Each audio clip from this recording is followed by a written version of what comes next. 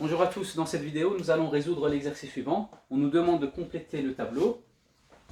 On nous demande d'ajouter la masse de soluté ainsi que la concentration massique. Alors pour ce faire, on va utiliser ce tableau et on va remplir les données, les inconnues, formules ainsi que les résolutions. Donc dans un premier temps, on va mettre les données et on voit qu'on nous parle de glucose. Le glucose, c'est du C6H12O6. On nous donne un volume de solution. Le volume de solution est égal à 4 litres. On nous donne ici une concentration molaire qui est égale à 0,5 mol par litre. Alors, les inconnus sont la masse de soluté ainsi que la concentration massique en grammes par litre. Très bien. Donc les formules à utiliser dans ce genre d'exercice, c'est d'une part, ici la concentration molaire qui est égale au nombre de moles divisé par le volume, la concentration massique qui est égale à la masse sur le volume, ainsi que la formule du nombre de moles qui est égale à la masse divisée par la masse molaire. Avec ces trois formules, on peut résoudre l'exercice sans aucun souci. Très bien. Maintenant, pour la résolution. Alors, quelle formule va-t-on utiliser en premier? Pour ça, il suffit d'analyser un peu les données et les inconnus. On voit qu'on nous donne ici un volume. Donc, dans ma formule ici, j'entoure les volumes. Ici, on nous donne une concentration molaire. Donc, on nous donne cette valeur-là. Alors, on voit assez facilement que, à l'aide de cette formule, on peut trouver le nombre de moles. Donc, c'est ce que l'on va faire dans un premier temps. Donc, on a la concentration molaire qui est égale au nombre de moles divisé par le volume.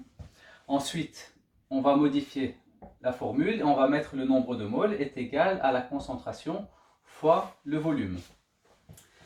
Alors, la concentration molaire, c'est 0,5 mol par litre.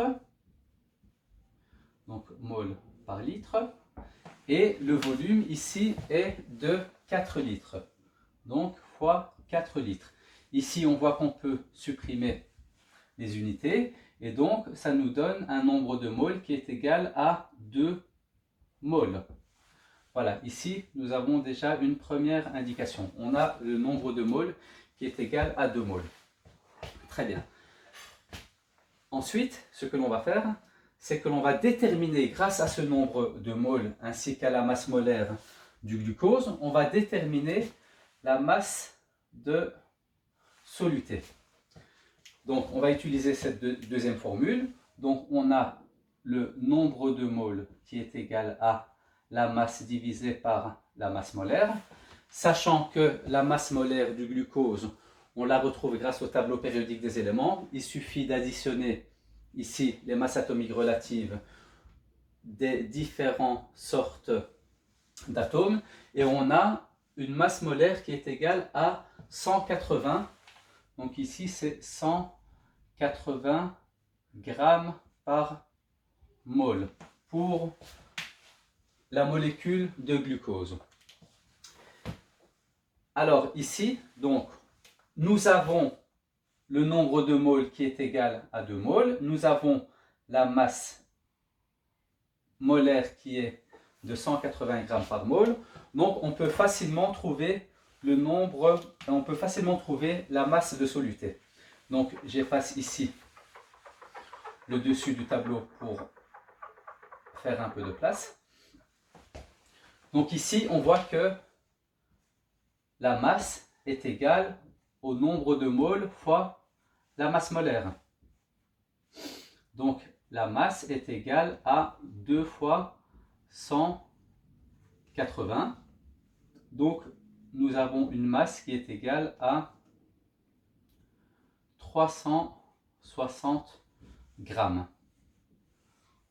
Donc voilà, ici, on a trouvé comme masse, donc on a 360 grammes pour la masse de soluté. Très bien. Maintenant, il nous reste la dernière donnée à trouver, donc c'est la concentration massique. Alors, la concentration massique, est égal à la masse sur le volume. Alors, donc ici, on a trouvé une masse de 360 grammes divisé par un volume de 4 litres. Et donc, on obtient comme concentration massique 90 grammes par litre. Et donc ici, on a 90 grammes par litre. Ainsi, on a complété le tableau et on a donc mis la valeur de la masse ainsi que la valeur de la concentration massique. Merci d'avoir suivi cette vidéo et bon travail à tout le monde.